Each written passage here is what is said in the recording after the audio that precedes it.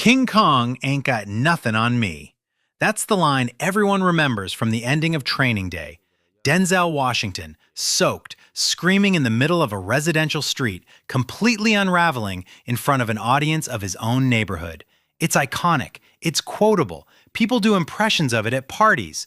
But almost nobody asks the question that actually matters. Why does Alonzo lose like this?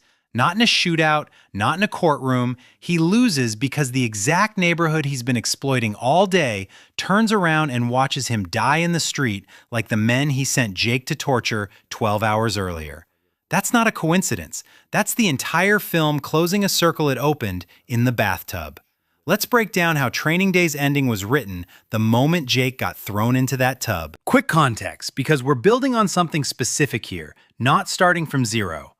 Earlier in the film, Alonzo sets Jake up to be killed by Smiley's crew, framing him for a murder he didn't commit to keep him quiet. Jake survives because he'd saved Smiley's cousin earlier that same day, and she vouches for him at the last second.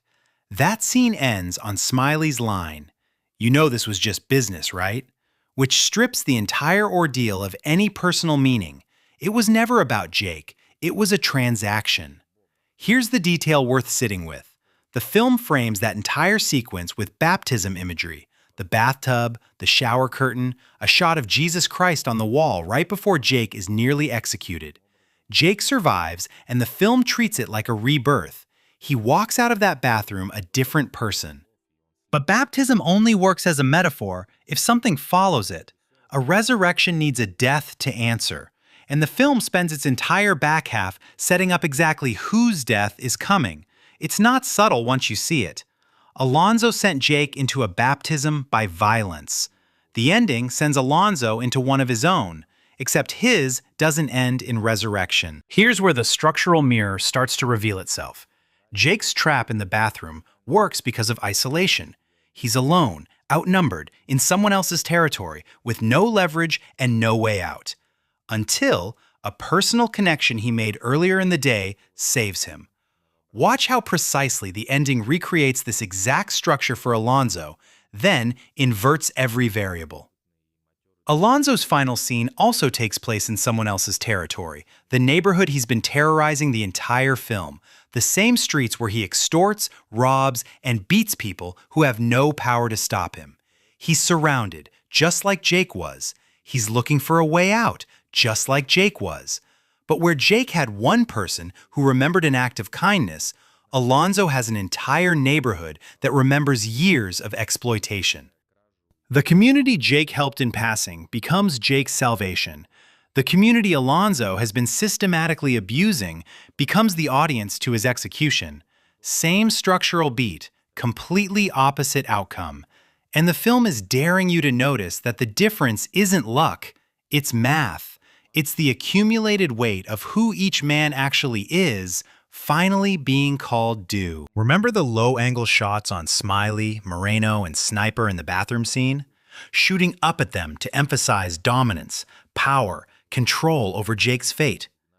Watch what the camera does to Alonzo in his final moments.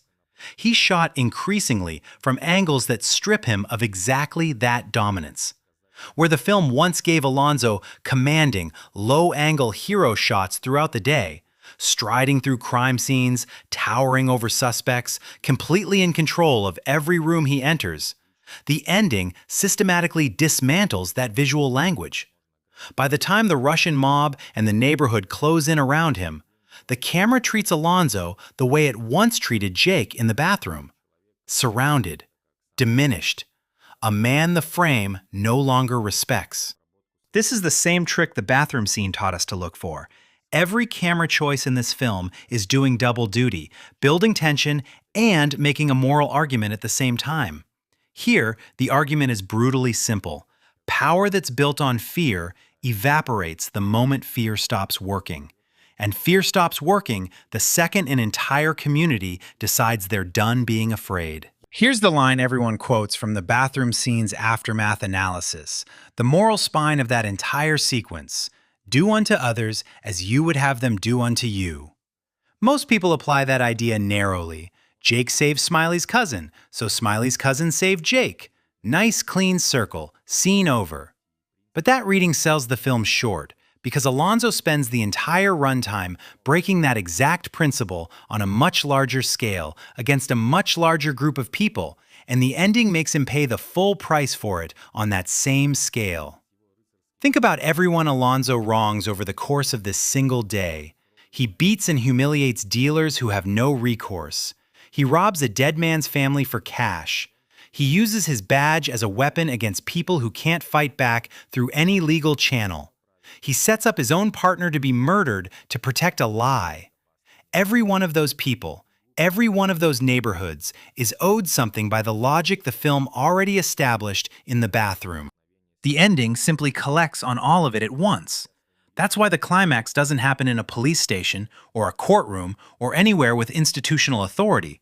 It happens in the street, in the open, in front of the exact community Alonzo has spent years treating as disposable. The film is making a specific, uncomfortable argument. Institutions failed to hold this man accountable, so the people he victimized hold him accountable themselves. Here's the choice in this finale that's easy to undersell, the same way letting Smiley's crew go would have been easy to undersell if Jake had been the one with power in that bathroom. Jake has every justification to kill Alonzo himself. He's been manipulated, framed for murder, nearly executed because of this man. By the rules established all day, Alonzo's rules, the ones built on violence answering violence, killing him would be the expected ending. Jake doesn't do it.